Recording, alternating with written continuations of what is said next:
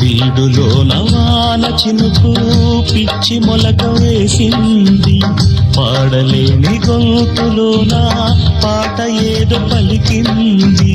గుండె ఒక్కటున్న చాలు గొంతు తానే పాడగలదు, మాటలన్నీ దాచుకుంటే పాట నీవే రాయగలవు. రాత రాని వాడి రాత దేవుడేమి రాశాడో, చేతనైతే మార్చి చూడు వీడు మారిపోతాడు, మనిషి అవుతాడు.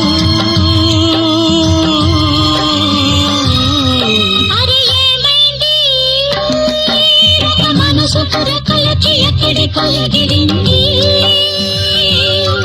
అది ఏమైంది? తన మనిషిని వెతుకుతూ ఇక్కడికి వాలింది.